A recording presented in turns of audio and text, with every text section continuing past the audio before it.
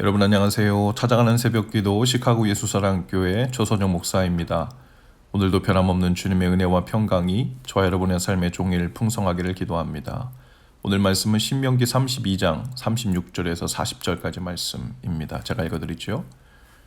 참으로 여호와께서 자기 백성을 판단하시고 그 종들을 불쌍히 여기시리니 곧 그들의 무력함과 갇힌 자나 노인자가 없음을 보이는 때로다. 또한 그가 말씀하시기를 그들의 신들이 어디 있으며 그들이 피하던 반석이 어디 있느냐. 그들의 재물의 기름을 먹고 그들의 전제의 재물인 포도주를 마시던 자들이 일어나 너희를 돕게 하고 너희를 위해 피난처가 되게 하라. 이제는 나 곧 내가 그인 줄 알라. 나 외에는 신이 없도다. 나는 죽이기도 하며 살리기도 하며 상하게도 하며 낫게도 하나니 내 손에서 능히 빼앗을 자가 없도다. 이는 내가 하늘을 향하여 내 손을 들고 말하기를 내가 영원히 살리라 하였노라. 아멘. 모세는 신명기 마지막 장을 하나님께서 명령하신 노래를 지어 부르는 것으로 마무리합니다. 32장 한 장 전체가 아주 긴 노래 가사로 되어 있는데요. 그런데 그냥 노래가 아닙니다. 마치 이스라엘 백성이 가나안 땅에 들어가 살다가 하나님을 떠나 이방신을 섬기게 되고 그로 인해 이방 민족을 보내 그들로 큰 고통과 환난을 당하게 하시는 일, 그리고 그들에게 다시 회개의 기회와 회복의 은혜를 주시는 하나님에 대한 이 긴 이야기를 마치 현장에서 이미 일어나고 있는 일을 보면서 가사를 지어 부르는 것처럼 그 표현이 아주 디테일하고 또 동시에 예언적이기도 하죠. 마치 우리나라 심청가, 흥부가 같은 이 판소리가 실제로 간단히 몇 분 짧은 이야기에 불과한 것 같지만 실제로는 몇 시간짜리 판소리라고 합니다. 그 등장하는 각 인물의 심정들을 대사로 표현하고 또 때로는 해설자 입장에서 이야기를 하면서 진행을 하는 것과 흡사하죠. 때로는 울고 웃고 비통하며 소리도 질렀다가 저주를 퍼붓기도 하고 다시 불쌍히 여기기도 하시는 일련의 모든 감정들, 그리고 그 내용의 흐름이 다 들어가 있는 거죠.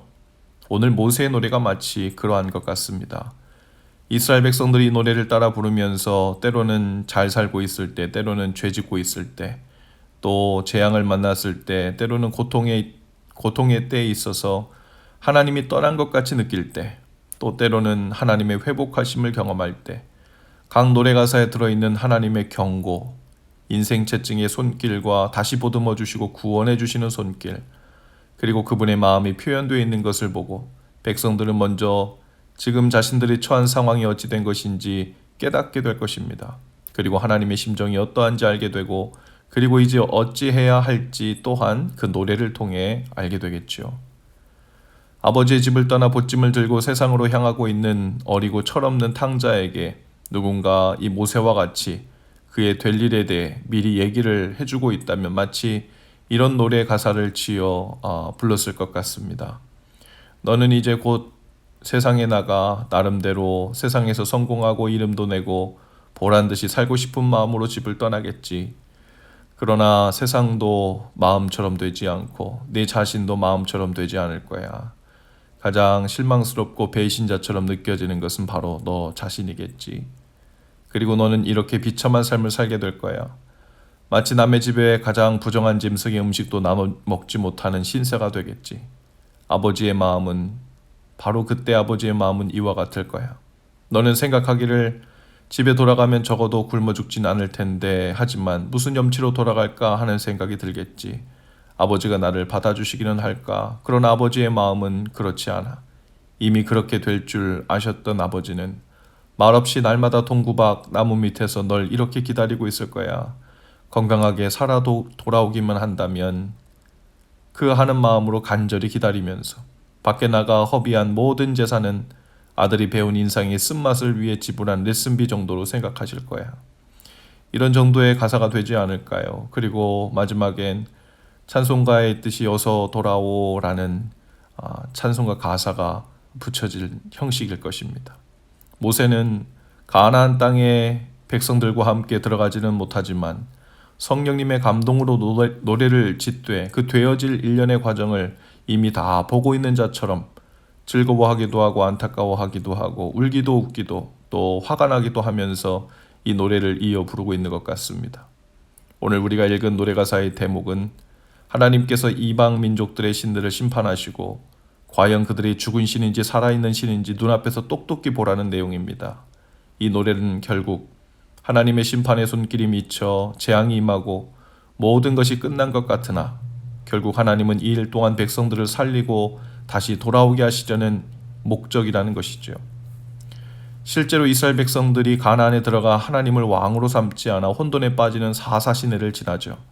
그리고 하나님을 왕으로 삼지 않고 자기의 소견에 옳은 대로 행하는 그런 방황하는 삶을 살다가 인간의 왕을 세워 비탄에 빠지는 왕정시대도 경험합니다.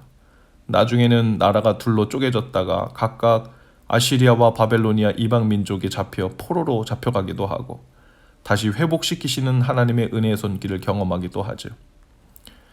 하나님의 마음에 합한 사람이라는 다윗에게 주셨던 하나님의 복들 중에 하나는 바로 그들의 자손이 죄를 범하면 하나님이 그들을 떠나지 않고 징계하시겠다는 것이었어요. 사무엘하 7장 14절 말씀입니다. 나는 그에게 아버지가 되고 그는 내게 아들이 되니니 그가 만일 죄를 범하면 내가 사람의 매와 인생의 채찍으로 징계하려니와.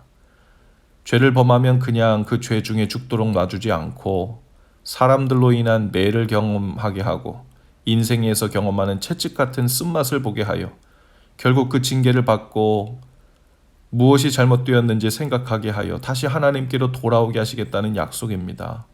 그 매와 채찍은 재앙이 아니라 복의 증거인 거죠. 그러니 단순히 오늘 우리가 경험하고 있는 우리의 삶 주위에 좋은 일이 많이 일어나는가, 또 마음에 쓴 일이 많이 일어나는가, 그것만 가지고 오늘 복된 길로 가고 있는지 잘못된 길로 가고 있는지만 결정할 수는 없겠죠. 이 노래는 가나안에 들어가 살 백성들을 향한 노래였지만 오늘 아주 흡사한 상황을 반복하여 살고 있는 우리들을 향한 노래이기도 하죠. 오늘 우리의 삶은 이 노래의 가사 중 어느 부분을 지나고 있을까요?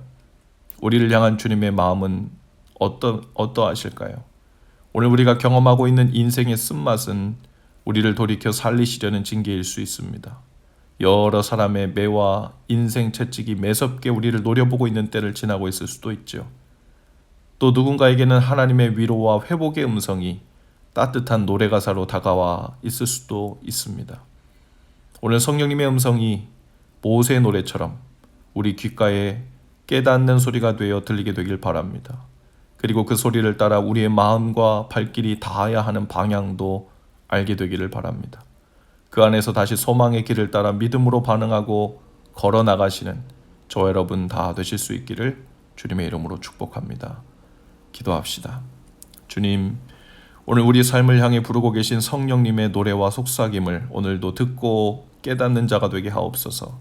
주님의 마음을 알게 하시고 우리의 어리석음도 알게 하시고 나아갈 길도 알게 되는 지혜를 주셔서 오늘도 어리석은 세상 길로가 아니라 주님을 향한 살 길로 향하는 날 되게 하옵소서.